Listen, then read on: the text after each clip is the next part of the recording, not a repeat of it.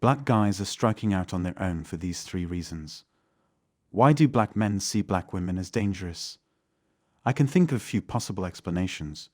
First, black men no longer consider black women to be valuable enough to risk their lives for. Second, decent men are not valued in the black community. And third, black men became violent over black women as a result of competition. If you could make black males go MGTOW, would you? Thank you so much. Mr. Nameless, thank you for your support and suggestion for a future topic.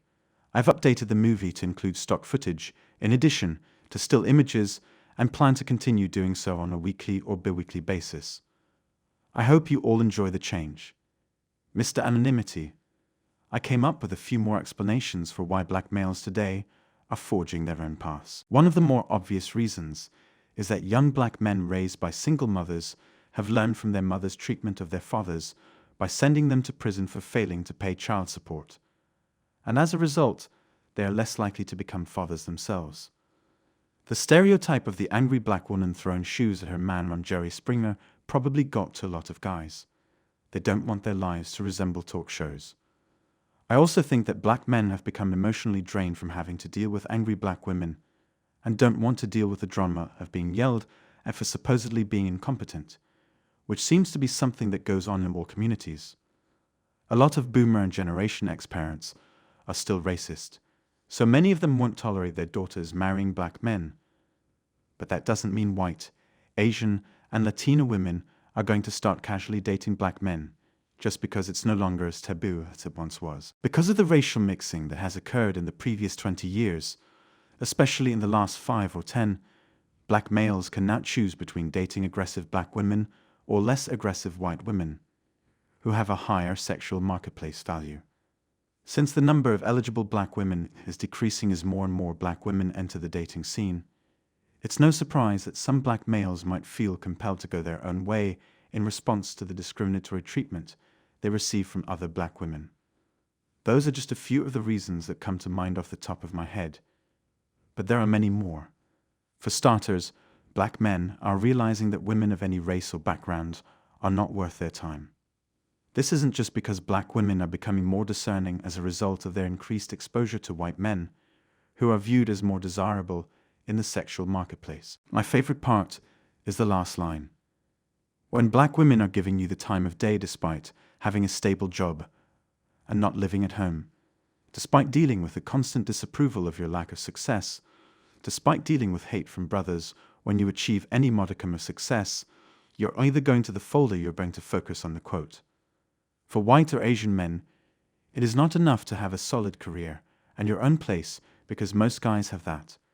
Instead, you have to not only be successful, but also to be affluent and have expensive wheels. Black men are just now learning this lesson, which white men have known for a long time. Be well-dressed and have status.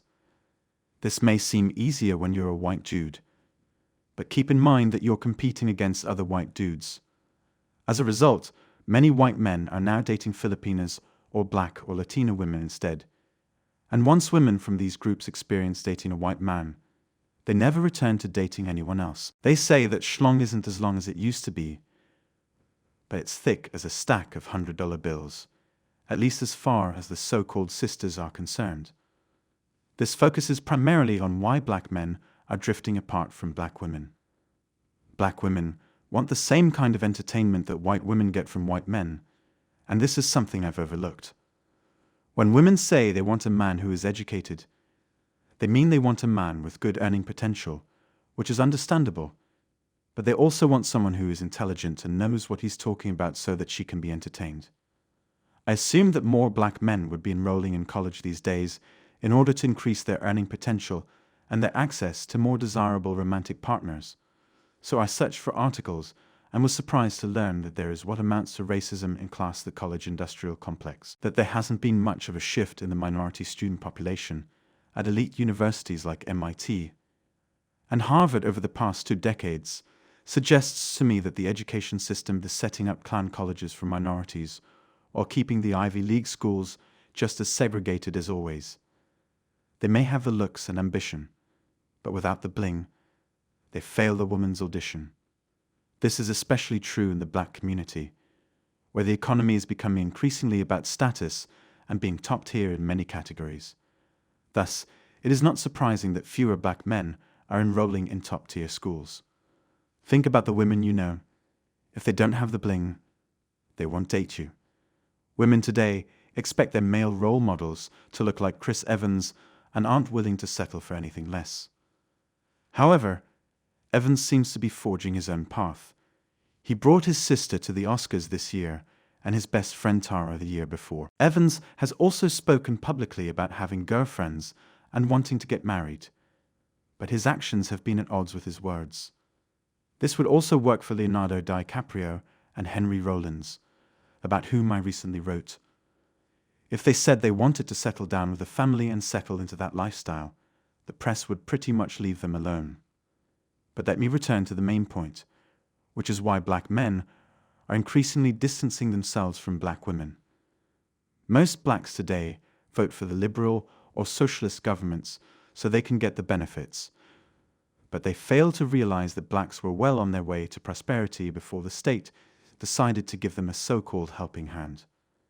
The same is true of native populations in the United States, particularly those natives who were never given their own reservation.